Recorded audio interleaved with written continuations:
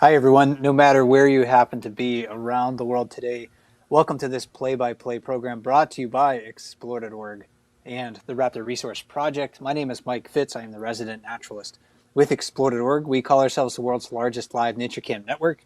We have about 200 live cameras all around the world. So there's always something to watch, and center of attention on our network at this time of the year is often the bald eagles. So I'm pleased to be joined once again by my co-host from the Raptor Resource Project. Amy Reese is here with us. Amy, I hope you're having a good day so far. Oh yeah, it's beautiful out. It sure looks like it. I've actually been kind of enjoying the flowers on the cottonwood tree as we're looking at the the Decorah cam right here. And we're also joined by John Howe, who's the director of the Raptor Resource Project. John, thanks for being here. How are you? You're welcome. I'm doing great. Yeah. Thoughts of getting the mower out in the next week. That always adds to the chores here. Oh wow, okay. Yeah, I'm not in my neighborhood yet, but I do have to plant some trees that are coming in the mail at the end of the week. So I know what I'm doing this weekend. But during our program today, we're going to look at live footage of bald eagles and peregrine falcons through the Raptor Resource Project cams on Explore.org. We'll describe what we see in the behavior and biology of the birds. We'll examine some recent events from the cams. We'll try to answer some audience questions as well. These were submitted in advance to us. And if you want to do that for our programs in the future, you can submit your questions through the Ask Your Bald Eagle question form. You can ask a moderator for the link to it in the chat. And thanks to everyone who sent in their questions so far. I know we have at least something like 10 questions in the queue for today. To begin, if you're curious about the location of Explore.org's cameras in partnership with the Raptor Resource Project, then let's show you where they are. Let's take a quick tour to the Mississippi River region of Iowa, Minnesota, and Wisconsin. With the Raptor Resource Project, we watch two bald eagle nesting territories near Decorah, Iowa. The Decorah North bald eagle nest is located on private property north of town. And then the territory we simply call Decorah is south of town at the fish hatchery. And then heading farther north, the Trempealeau eagles make their home on private property near Trempealeau, Wisconsin. We also watch two peregrine falcon eyries in this area as well. The southernmost is located at Great Spirit Bluff on the Minnesota side of the river. We also have a Mississippi flyway cam nearby in the river's floodplain. And then finally, the cliff face and bluff known as Castle Rock in Wisconsin is home to a peregrine falcon eyrie as well. The flyway cam for the moment is still down. We do have a view of the Mississippi River through an alternate camera, but we're working on getting that camera back up and running very soon. So that's where our cameras are located, but let's head back to some live footage right now because the Decorah North eaglets are doing really well. And John, before the program, we were talking about how, well, every week it seems like, or every day it seems like they're just growing in body mass. You can almost see it from day to day, but they're quite advanced in their growth and development compared to just a couple of weeks ago. Yeah, things are really changing. We can see that they've got that gray cast with thermal down, and that's being taken over where we're actually starting to see some pin feathers show up, and lots of firsts are happening. I mean, over the last couple of weeks, we've had pellets cast, over the last week, we've had pellets cast and tandem feedings happening with parents with the young. And right before we started talking about them here, you could see them exercising their wings, and there's just a lot of development and activity going on right now in the nest. They're so much more dependent at this age, basically not being incubated or the need to be incubated. So they're outside of the covering, protective cover of the parent eagle, whether it be wings or what. It's pretty hard for the adult eagle to even cover one of these right now. And hey, they're big enough that we're seeing a view from the old N1 nest now. I'm looking right now and I can see either DH3 or DH4 just taking a look outside the nest, and the leaves are starting to pop. So we're not going to have quite as good a view from some of these other cameras, but that's what we're looking at right now. Lots happening. You can see after feeding, they're eating a much larger portion of fish or whatever's coming in. Could be rabbit or other mammal type prey coming into the nest. So the crops are much larger and not necessarily proportion to their body, but they're taking in a larger volume of food. The talons, we call them clown feet sometimes because it seems like they are just learning how to use them and identifying them and discovering them and playing around with them and grabbing things a little bit and starting to be able to use them. So yeah, I think I mentioned that pellet casting happened, and we've seen that documented now with the eaglets, and hopefully that's always just bone material or feathers and things like that. We've had, always worry about fish hooks or fish line and things like that possibly coming up. It's been good so far this year, knock on wood, being close usually to water bodies. That always seems to be one of the things in the background that could cause problems. I've seen that happen. I thought I just saw eaglet from another nest being operated on and retrieved because it had a fish hook embedded from something that came up into the nest. So um, they're exploring around. I saw a funny little video of them marching that a fan had put together the other day, just kind of shuffling along in a line there, moving around in the nest. So, and they're definitely very professional poop shooters, I guess we can say, and hopefully we don't get a wind direction in the wrong direction that could pull that over towards the camera. This is a nest where we only have one active camera up on the nest right now. So knock on wood, everything's been looking good so far. Yeah, and I was actually I saw some news articles and stories about that eagle. I think it was from Western Pennsylvania, where webcam watchers actually alerted to the wildlife authorities about the bird swallowing, or the eaglet swallowing a fish hook. So yeah, webcam viewers certainly paying attention 24/7 help people understand not only more about the bird's behavior but threats to the individual birds as well. Um, and Amy, yeah, I mean it's fascinating to watch how these birds grow, day by day. Um, John was just mentioning the pellets and casting. Is that something like we know that owls cast pellets, and that's one of the kind of like the classic, like biology activities that you do in school, right? You dissect an owl pellet to see what it's been eating.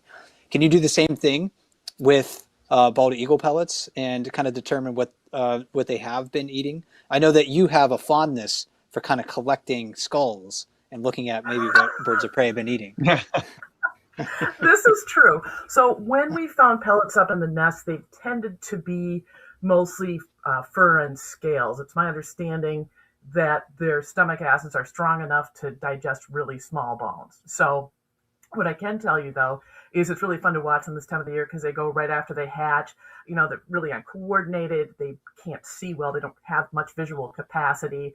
So they get up and they have their weak little necks and they're trying to get the food, and the parents have to find their mouths and stuff it into their beaks. And if you watch them now, the parents come in and the eaglets are like, whoa, they're like right there. They're grabbing big chunks. Those chunks are no longer 100% digestible meat. They now have scales in them. They have fur in them. They have a little bone in them. So the eagles get all this indigestible material down there, and it's got to come back up. There's nowhere else for it to go. So, and that first pellet, especially if it's the first time you're seeing the first pellet, always feels a little hairy because the eagle will start, sort of, it looks like it's gagging because it's basically gagging. So it squeezes indigestible material up, and suddenly it horks out this big kind of icky ball of stuff, right? And it's like, what is going on? Like, that is terrible, but that's a very natural process. Adult eagles do that every 1 to 2 days. We just don't normally see it. We sometimes see it, but not really regularly. And we do know that their diet can affect sort of how the ball looks. So, like if it's mostly scales, the pellets might be smaller, and of course they'll be scaly if they're eating like a whole bunch of feathers, or if they're ingesting a lot of fur. Maybe you're going to have a bigger pellet that's a little bit looser. But I haven't heard of people dissecting eagle pellets. I'll look into that though. Yeah, I've never heard of it either. I suppose it's possible, but maybe just maybe it's just not done as often. And Amy, you were also talking about how the eaglets are heading into sort of like a punk rock phase with their feathers, because John mentioned they're growing in their pin feathers. So that's this is a transition period right now where they're losing some of that natal down and growing in some true feathers. Yeah, they actually have three types of feathers on their heads right now. So that white, fluffy kind of peruke judge wig stuff on their head, that's the last of their natal down going out. Then the gray stuff all over their body, that's the thermal down. And then you can see pin feathers coming in on the wings and maybe on the body. I don't know if we're there yet. Those would be their juvenile feathers, so that their flight plumage. So it's kind of a cool time because they have these three different sorts of feathers on the body. We'll see those little mohawks vanish as that white natal down is shed entirely and replaced with gray thermal down and feathers.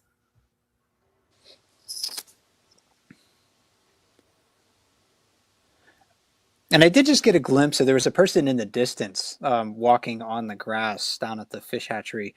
I know that a lot of times people are very curious. You can see that person walking on the roadway right now. People are very curious, especially if you're tuning in maybe to the first time to this nest or this camera. People often wonder, hey, are the eagles used to people at this location? I'm wondering if either of you can kind of talk about, the eagle's relative tolerance for people at nests in general, and maybe more specifically like at this location, and maybe what are some best practices? Like, hey, you see an eagle nest in the distance, what should you do at that point to enjoy it? Yeah, this nest is unique and really quite an attraction. It has been since the day that uh, the camera went viral, and even before that for some of the locals.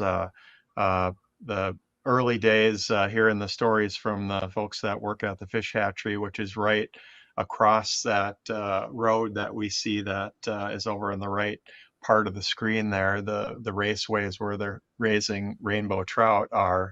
And that was probably one of the main attractions for eagles nesting in this area. But that's a good question.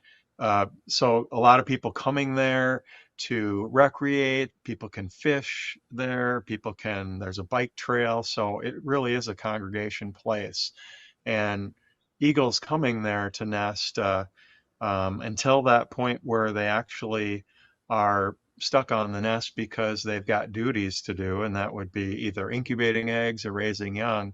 It seems like we've always been very careful and to let uh, visitors know that are looking for information or they're part of the eagle watching community that we want to stay away from certain areas and not loiter too long.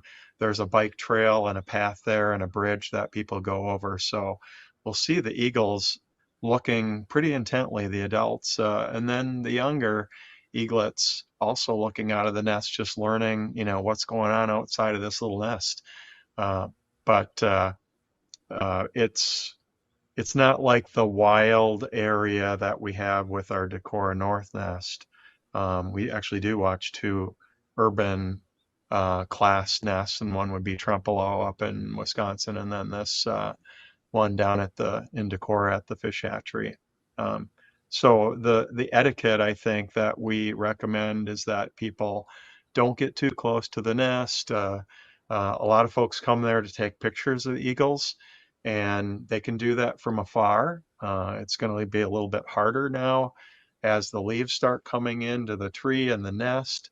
But um, the eagles will let us know, when they're interested in something. But we haven't seen anything that someone can do that really disrupts them significantly unless they were following and walking around and loitering right underneath the tree.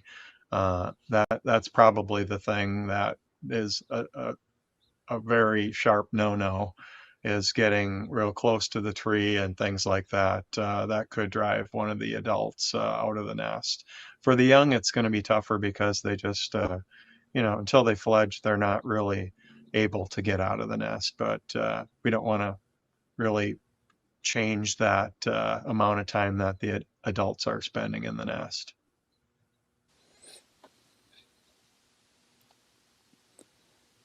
There certainly are, I think, for me at least, one of the ways that I can help myself enjoy wildlife at the same time that I'm minimizing the chance that I'm disturbing them is learning about the signs of distress in some of these animals. Maybe maybe it's vocalizations, maybe it's visual or behavioral cues that they'll send uh, to you. If you know how they might behave when they're under stress, that can help you uh, understand whether you are too close to an animal. I know with like osprey, for instance, Amy, it's if you hear them, vocalizing. If you're kayaking or something, you hear them vocalizing, then you're probably getting a little too close to their nest. So that's always a good opportunity to back off. I'm wondering if it's the same thing with bald eagles, or if there's some other maybe behavioral cue that you could look or listen for. I mean, certainly you could look at how they responded to you. Are they paying a lot of attention to you? Are they flying away? Are they doing, sort of the normal things that they do, or do you appear to have disrupted their activity? I'll also say, from my perspective, and something that we tell people with bald eagle etiquette, it's really pretty straightforward. Like, your mom taught you some manners, right? When you're in a restaurant, somebody's eating, you don't run up and shove a camera in their face and go, "Oh my God, I got to take a picture of you eating." It's the same with eagles. Legally, you should stay, it's either 300 or 600 feet back. I can never remember.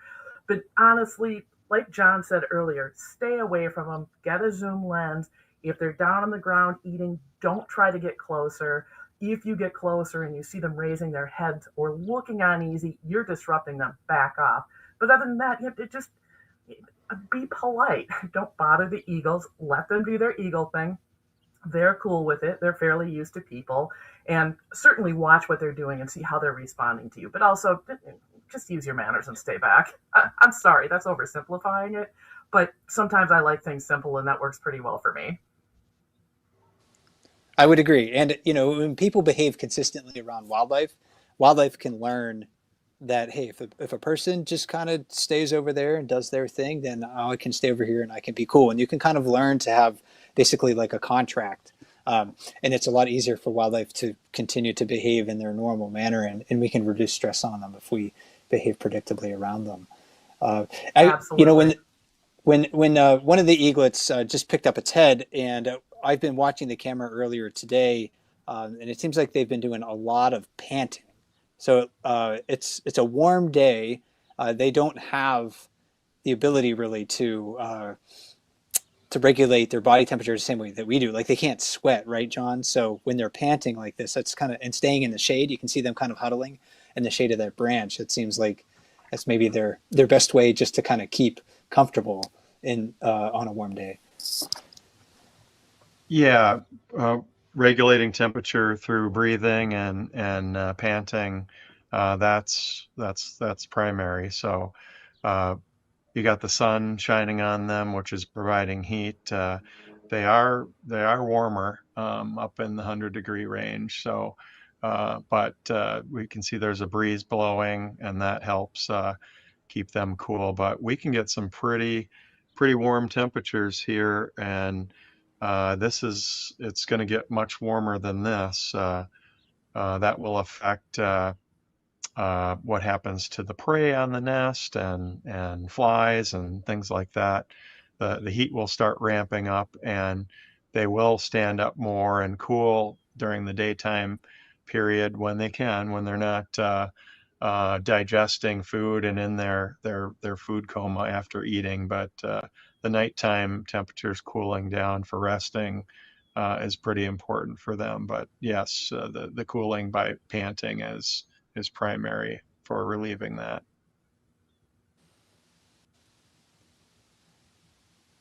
One of them just taking a few awkward steps here and there. Day by day, Amy, they're going to get better at that. But it still seems like they're in that phase right now where they're just like their feet seem to be way too big for their bodies, and they're still learning how to control their ability to move around the nest. Yeah, we love the clown clobbers. I gotta say, like, I think that's one of my favorite things every year, and I know it's a huge fan favorite because their feet are they're so ungainly. Um, a couple things. So, eagles get close to their full size in the nest, and they do most of that kind of growing, so like putting on weight and expanding, growing in the first 4 or 5 weeks. They do some after that, but the bulk of it's done by then, and they don't like a balloon inflate evenly, so you have different body parts growing at different rates. They need to grow the giant platforms of their feet so they can stand on them, but you're right, they have sort of a really hard time, like, what is going on here?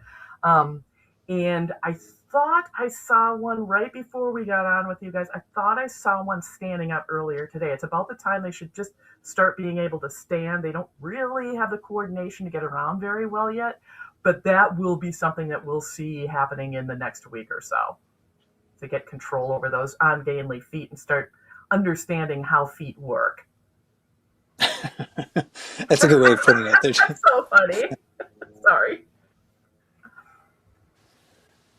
Looks like there might be a little rumbling going on behind the parent there.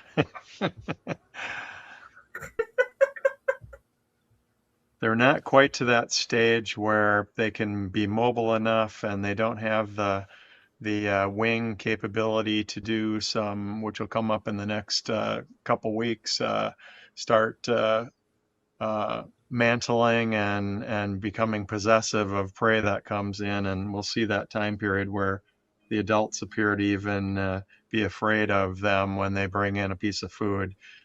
We're still several weeks away from that, so but there's still some sibling rivalry going on every once in a while here.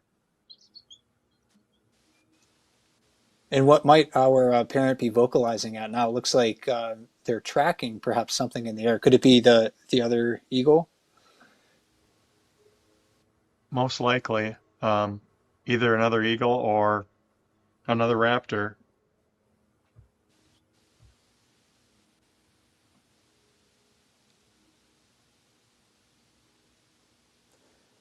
Yeah, it's a I'm prime also time for stuff coming through.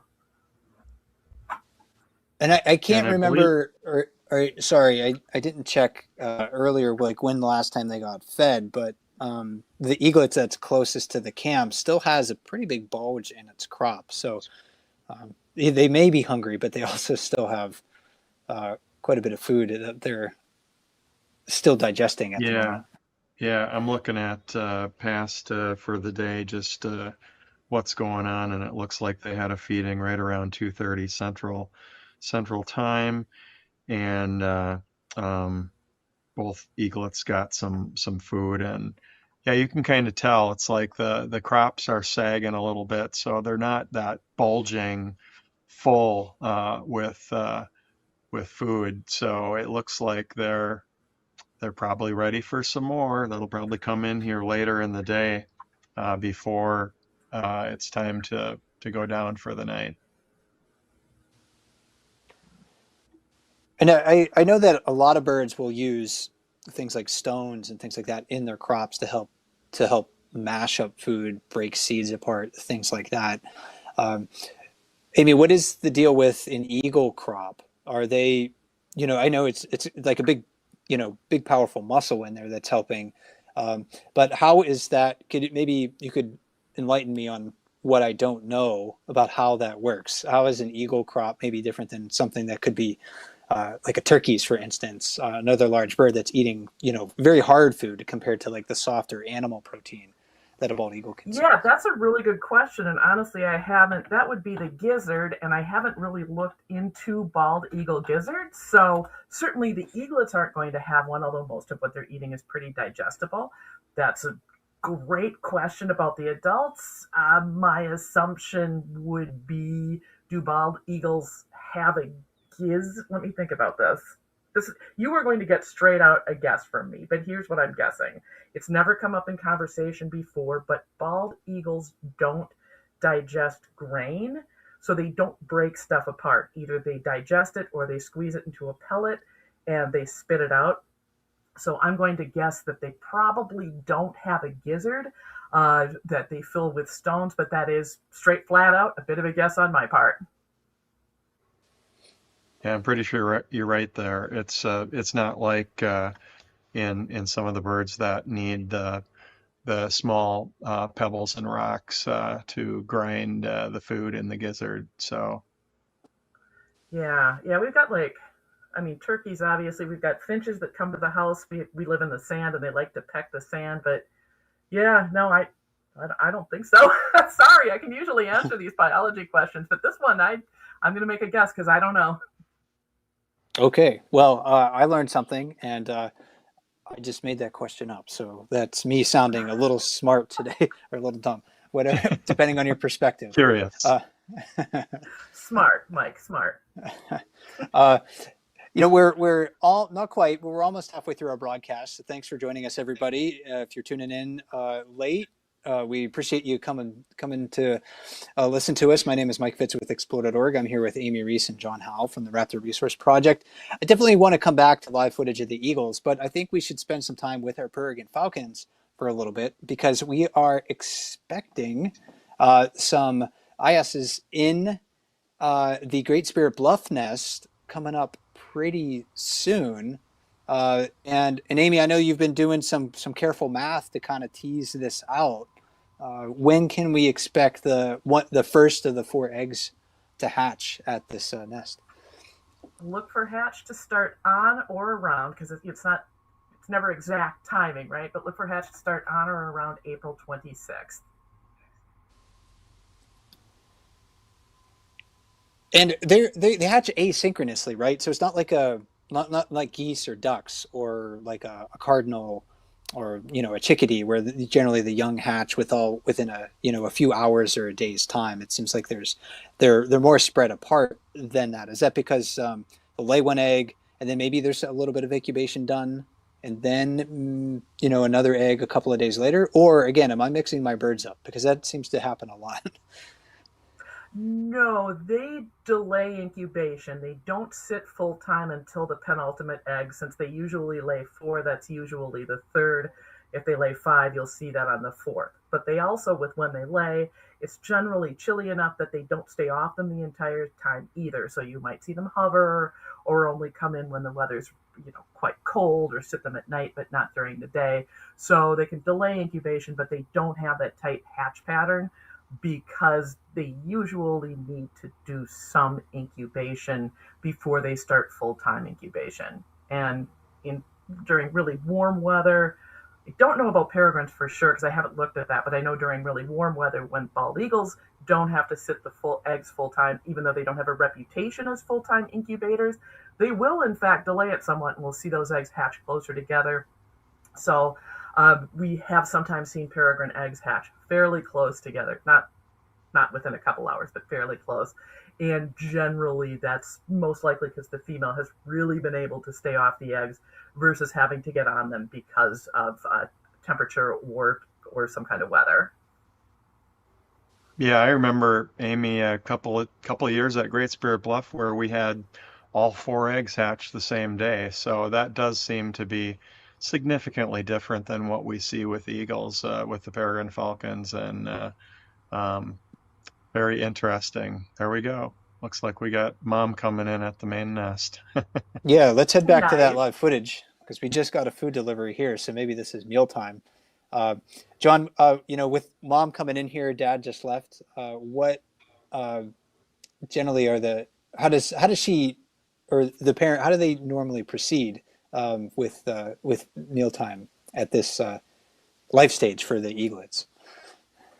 Yeah, it looks like she came in and she's looking around the nest right now. It's like, what's here? And I be honest, I saw her fly in, but I didn't know if she actually had a fish in her talons or not.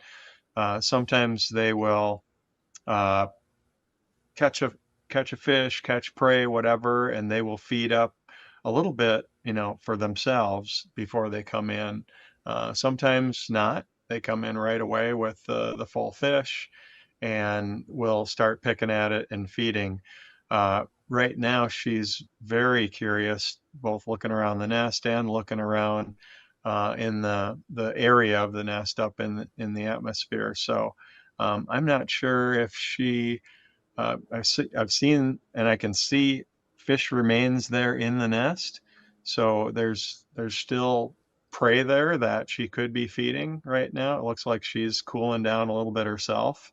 And um, the flies look like they're gathering her attention. You saw her kind of lunge a little bit there. This is kind of that time period where we'll see them do some funny movements just because of flies bothering them or flying around. So, and they all have their mouths open and they're cooling down here with the warm weather.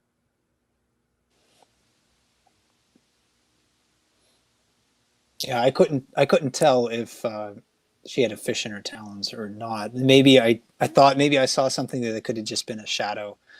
Um, but that the Oh, I one was looking. e- There's at least two fish there. okay. That one of the eaglets, I think. Let's see, probably the smaller one in the background. I think is uh, DH4, I think, is sitting on a fish, or it's right behind it. And then there's one right in the foreground where uh, uh, HM2 is. I got to remind myself here.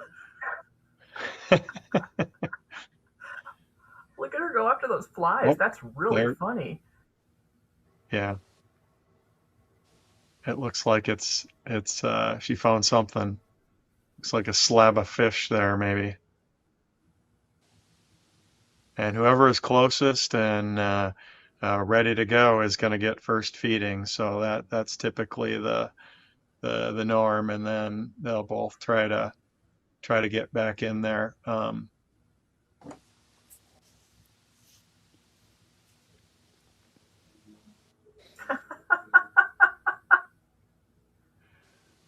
I like that they really do seem like Amy was talking, the majority of the the eaglet body is really gotten large, and it's without all the feathers there. It's almost like watching a little chicken or turkey or something walking around with a head Hmm. attached to it.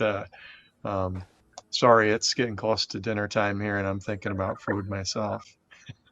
John, I can't give you a hard time for that because I'll look at them and be like, oh, they look like little turkey butts. So you're not the Yeah, only person who thinks that. they do look kind of fuzzy and warm though too. So this looks like if you're gonna handle an eaglet, this is probably about the best stage, right? They're big enough Right. that you Oh, they'd probably be so can't hurt soft. them, and they're not developed enough that they could probably hurt you. To me, they have a bit of a Muppet appearance. Like if I know, and I know there's a famous Muppet like Sam Eagle. He's called. He's blue. Um, he's very patriotic, as you would expect from an eagle Muppet.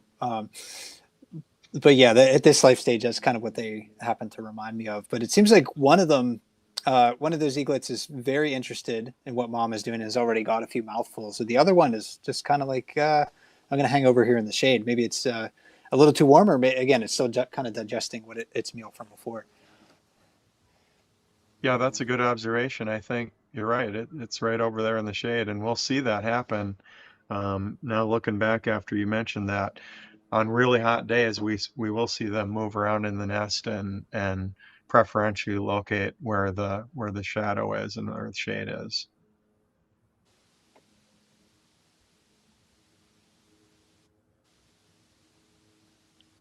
I would guess that DH4, who's over there waiting for food, probably had the smaller crop, but I'm just taking a guess there. Oh, yeah, there we go. Getting on those feet. Oh, look Oh, at that. wow. It's not easy, but it's doing it. Oh, that's fantastic. Oh, look at that. Sorry, this is thrilling. Not quite baby's first steps, but close. You could really Close, see, close. like, yeah, I mean, it was like lifting itself up, and it was testing the strength in its legs. It's like, can I do this? It Yeah, was a little shaky, yeah. took a few steps. And I think the next time that bird does that, it's going to be just slightly better. Well, that's pretty amazing. Our human side kicking in there. Look at Eaglet's first steps. Absolutely true. Put it in the baby book. It is exciting time just to see all these new things happening and seeing them do it well, and they look very healthy, and that's one of the things that we always hope is going to happen at these nests. We got a Well, no, slightly better glimpse at what mom is pecking out there, and I think it's the remnants of a squirrel that was in the I nest think you're right. er, Yeah, earlier in the day. So, um, yeah. I it saw a squirrel looks tail. okay. Just how she has to work that animal carcass over is reminds me that the eaglets still have a long way to go before they have the strength really to pull apart their own food. Oh yeah, absolutely. That's part of the whole gaining their feet thing. They have to be able to stand. They have to be able to walk. We'll see, and maybe we've already seen some experimental nibbles at carcasses, but they can't really break into them yet. The first couple times they try, they watch their parents, but they won't really understand how that goes. Like if you watch HM2, for example, brings in a fish, she might start at the gills or at the jaw, right? Not down where there's not really anywhere to break into the body. They don't get that yet. So they have both a lot of physical strength and coordination to gain and a lot of learning to do in the nest when it comes to feeding themselves.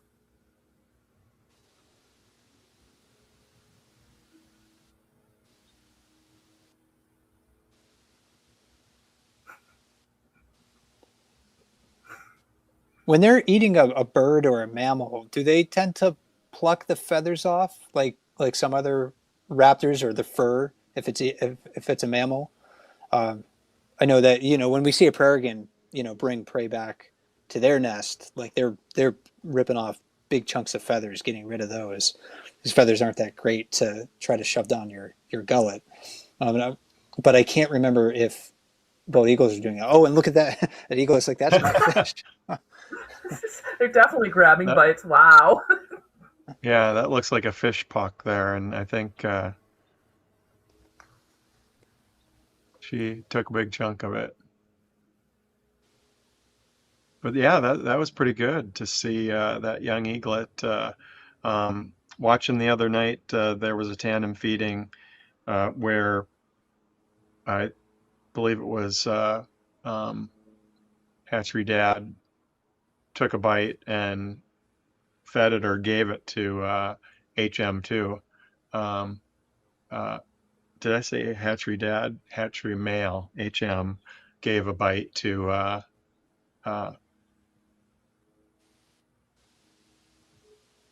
HD. Sorry, HD gave a bite to HM2, and then she fed it. So we're getting some of the sharing of food, and that was fed. Right now, we're getting direct feeding of both of the eaglets from HM2.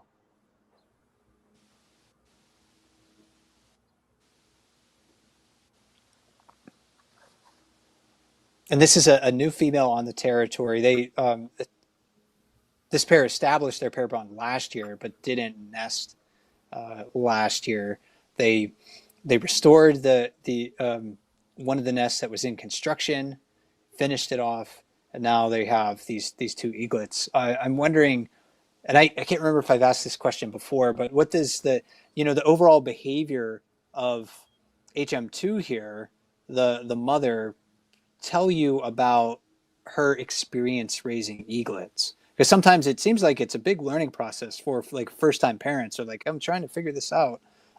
So maybe not that different from humans, but she to me seems like she knows what she's doing.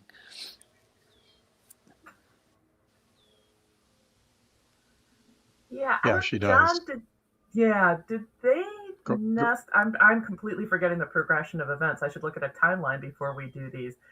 She didn't nest with HD last year, right? Or am I wrong about that? Did their yeah, nest yeah. fail? So this is the first that we've seen her. We lost early um, last year. We lost our female to lead poisoning, and basically this female came in and kind of took over the maybe that was summertime. I'm trying to remember when we lost hatchery mom. But this female came in, picked up on the nest building activities with hatchery dad, and she's been around. This is the first season that we've watched her, so we really have no knowledge whether she has had eaglets before and laid eggs and gone through a whole nesting season or not. But I would agree. It looks like she knows what she's doing, and if she hasn't done it before, she's her instincts and everything are kicking in. She seems to do a great job. So where we've seen plenty of situations where either the male does not appear to have as much experience in helping out and feeding and cross species. We've even seen with, I think it was Elaine, was it Amy, where she just basically brought in a bird and set it in front of the newly hatched falcon, and it's like, here it is. Yes, that was Elaine. She was like, "Well, kids, I brought you the ingredients for dinner. Have at it." And the baby's like, "What?" That was very funny. Yeah, I'd forgotten yeah. about that. Yeah, and interesting. She's up off the eggs. I don't know if she's waiting for Newman to come in, or if she's it's just a warm enough day that she's getting up off of the eggs and just taking a look around. And but that is Elaine.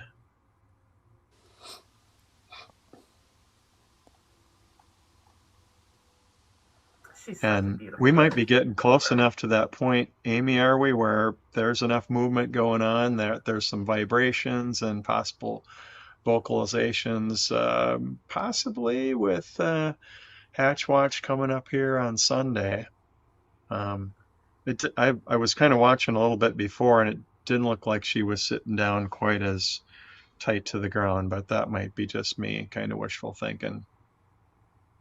Yeah, I don't think it can be ruled out. And, so we predict hatch by 33 days past the penultimate, or in this case, third egg, right? That's something that held out pretty true back when our founder was doing work incubating peregrine falcons, right? You were controlling the environment, you could document everything. There was a lot to learn about how to do that, but documentation was part of the learning process. But in the real world, well, 33 days past the third egg is still a really good uh, way to do it, and it's the tool I tend to use. Also, it's nature, so you can have it come a little earlier, you can have it go a little later, or maybe one of the eggs isn't going to hatch, and that's going to change things. So I think it's entirely possible if she's sitting higher or she's spending more time off the eggs. Sure, it's a warm day, but also it could mean that the embryos are reaching the point where they're getting ready to hatch inside the egg, and we're not seeing it outside the egg.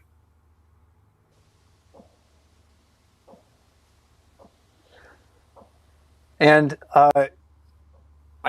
with some of our time remaining, there are a few clips that I wanted to discuss with the both of you because, at our Decorah North Nest, there's still a lot of storylines to follow there, even though, the birds haven't nested there or raised any young there successfully this year.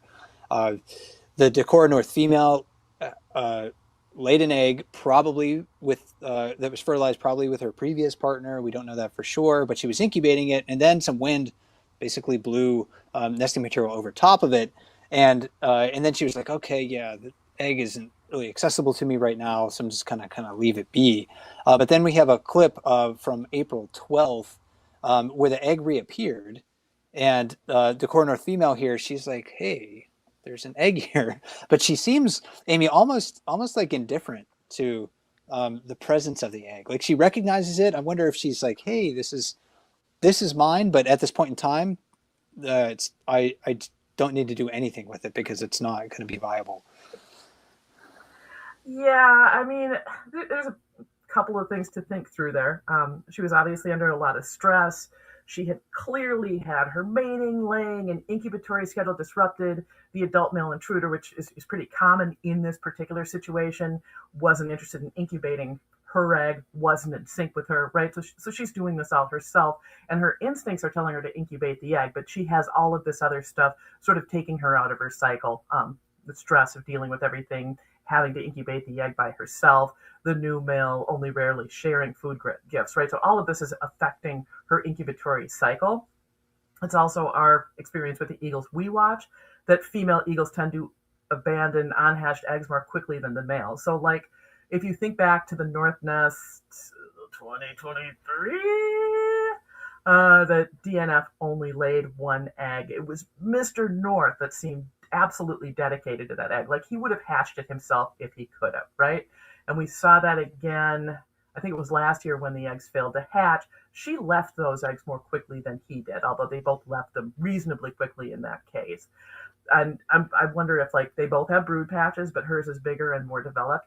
Maybe she's likely to leave the egg a little bit sooner because of the feedback she's getting or not getting as she sits those eggs.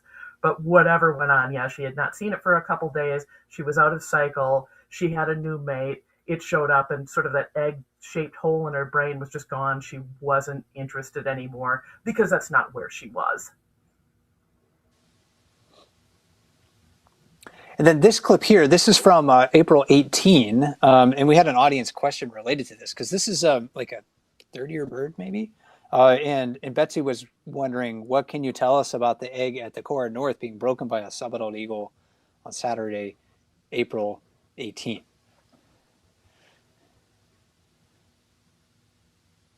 John, you want to take that one or should I? Yeah. I mean, it's not something that we see very often. It's obviously the eagle knew enough that the egg was a source of food and that there was something there for it. So basically, it's very rare, and I guess if it'd be classified as cannibalism, it's not documented for bald eagles. There's several cases that have been documented, but not very common at all. So I'm looking right now at the clip itself, and I didn't get a good idea of how much of the yolk or the egg or whatever that the eagle ate. So some of that might be that it just accidentally happened out of curiosity and things like that and crushed it. I'm trying to look back to see if actually crushed it before identifying that it was something that they might want to eat. So hard to tell there. But again, something that's not very common and kind of a surprise to us to watch that. Pretty rare. And while we're on the subject of non-viable eggs, we did have another audience question that came in from Donna, who was wondering about were any of the unhatched eggs last year recovered and examined to determine a possible reason for not hatching. So yeah, I'm curious about like the policy too, if I can add on to Donna's question that you have with Raptor Resource Project, like when would you maybe make that effort? Because it's not an easy thing to do. Yeah, we typically, go ahead, Amy. Yeah, I was going to say, so to start with, when there's only one time we've ever gone up to a nest when eagles were in the nest itself. And that was back in, I want to say it was 16, but it might have been 17. We had a poisoned raccoon come into the nest. The adult female ate some, got very sick, but didn't die. One of the young died from eating this poisoned raccoon. So a lot of times parents will feed the carcass of one young to another young If that happened, the remaining young was going to die. So we risked it to go up to the nest, get that raccoon out of there, and send it in for testing and find out what went wrong. Because at the time, all we knew was this raccoon came in, the female ate some, started acting weird, and then the baby keeled over dead. Like, we needed to know what was going to happen. But also, if we hadn't intervened in that case, that other baby was also most likely, almost certainly going to die, right? So dead either, a possibility of death either way, better chance of survival if we intervene than if we don't. So I would say, if I had to articulate a policy around that, that would be the policy I would articulate, because these are wild nests. We watch them and we love them, but we don't own them. In the case of this egg that didn't hatch, there maybe would bring DNF into condition and she would lay more eggs. But if we go up there and start thrashing around the nest in the middle of what should be the breeding season, right, that's probably not going to happen. So we decided to leave that egg there because it would last or it wouldn't last, right? But we could do more harm than good by going to the nest to get it. So long story short, we're not going to go up to the nest unless us going up to the nest is going to increase a chance of survival or a positive outcome versus decreasing it.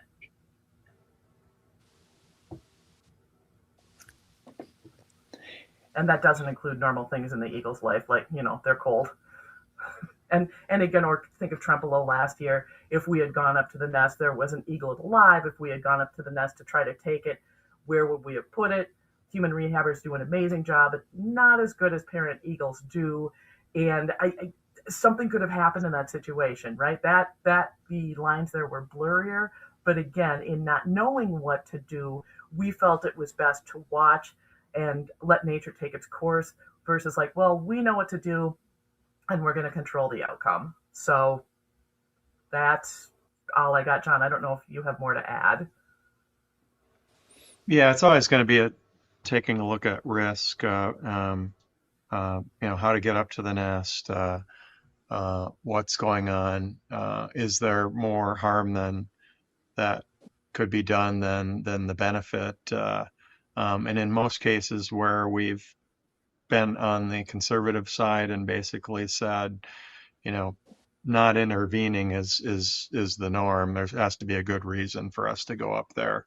In most cases, there are other young that are there, and disrupting the nest might be more of an upsetting of the cycle than not. So we're going to look at all that, and usually it's going to have to be a really good reason to go up into that nest to do something.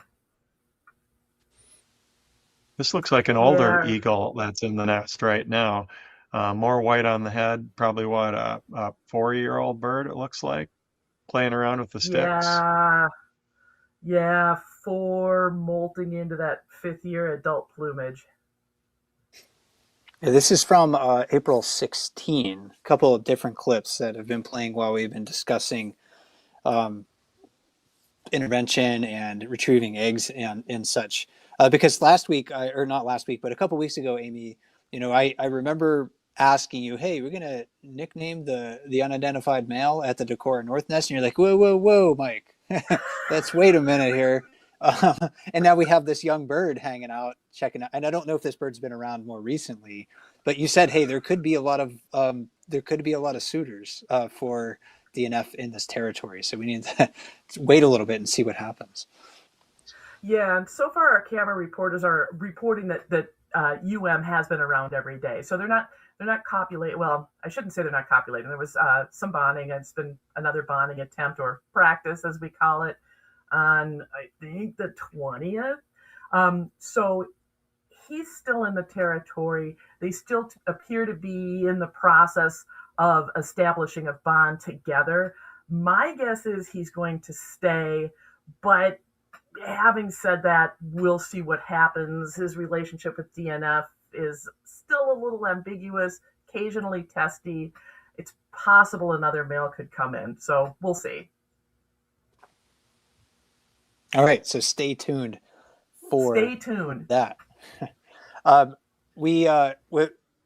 There's one more clip. I want to get both of you to react to this. Maybe John, I'll ask you first, but uh, on the 12th of April, the Decorah North female was on the ground. I think this is maybe a nighttime or early evening footage. And then she was approached by a little group of deer.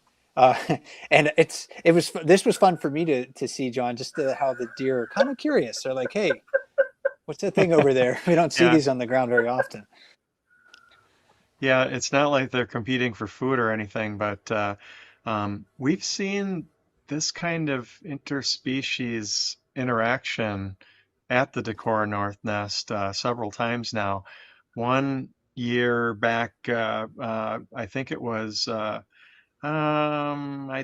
was DNF. It might have been Mrs. North actually sitting on the ground, and a turkey came up, a female turkey came up and hopped up on the same log that she was sitting on, like within a foot or two away.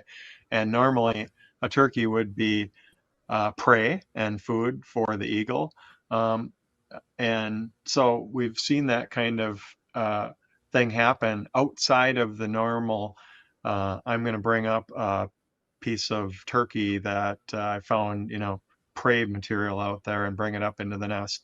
We've seen plenty of deer parts of aborted or just half-eaten, baby fawns come up into the nest and things like that. So white-tailed deer are definitely prey items for eagles, not necessarily when they're alive like this. So it is really cool to see them come up close, and she's sitting there on the creek bank, and they just kind of come up out of curiosity, and they really are staring each other down. This has got to be, I don't know if this was a moonlit night. Do we know what time of day this was, or if this was late? And this could be early evening, or it could be even later in Yeah. the night. I can check real quick. This is the original segment according to the timestamp I have is 8 p.m. Central Time. Okay, yeah, so it would have been dusk and getting dark, and we can definitely see their eyes glowing from the infrared um, wavelength of light that's helping us see this picture here. So very interesting, just interspecies interaction here. John, how old do you think those little deer are? They've Do you have any they've idea? actually gone, yeah, they're actually over a year old. They would have been last year's. There's no spots. They look like they've got enough mass on them that they've already gone through one winter. So I think what we saw there is possibly. I'm just taking a look again now that the clip is Maybe starting over yearling again. deer? They At look a little least unfinished, yeah. the two below, which are in the foreground, look like they're possibly the offspring, and the one up above looks like it's probably their mother. That's probably the doe back there. Right now, the males, the bucks, would not have horns right now, but they typically are more solitary. So I wouldn't expect that any of these to be a male. Most likely uh, a doe in the background, and then her two young from the prior year in the foreground. I love how it seems like they're having a conversation or like a little bit of a combination between like a standoff, but also a conversation. Like, what's going on here? I mean, this gets Yeah, me. Do you know? I'm just curious, John, because you know a lot about deer. Do you know if a yearling deer would maybe be more curious than an adult? That's a serious question because that's something we see in young raptors and fledgling birds. They tend to be more zoomy, more curious, just more interactive with the world around them. that is Do you have definitely the any case. I opinion on mean, that? Okay. with humans, just like just last year, I had a spotted fawn come right up to the window, and right up next to the deck. Uh, an adult deer would not do that. They just have learned over the years, that you're not one of my kind, and you could harm me. And the young are definitely going to be more likely to be curious and go up to something like that. In this case, a bald eagle. And just the position that they're in, it's almost like they're looking back at the camera like, what do you guys think about this? They're all looking in our direction. I don't know why. This is just like, yeah, it's one of We've those got an really, influencer.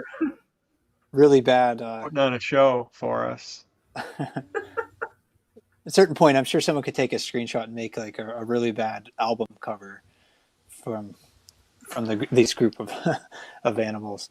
But we are, heck yeah. unfortunately, I think out a of time. good But go ahead, theme for John. that one would be two species that lead is too much of a harm to them. Both deer, lead getting in deer from deer hunting, whatever, and it coming into eagles. So they're just sending a message to use lead-free ammo. Right I on. think that's actually a really good point to end our program on. So yeah, use lead-free ammo. It helps everyone, including yourself and your own family, if you happen to be eating wild harvested game. And a great view of our eagle family at the Decorah North Nest to end our program with. I want to thank my co-hosts today, John Howe and Amy Reese from the Raptor Resource Project. We're going to try to do more of these eagle play-by-plays going forward with some bigger eaglets and also some peregrine falcon chicks coming up perhaps by the end of the week. My name is Mike Fitz with Explore.org. Thanks for joining us today. And until we talk to you again, enjoy the birds.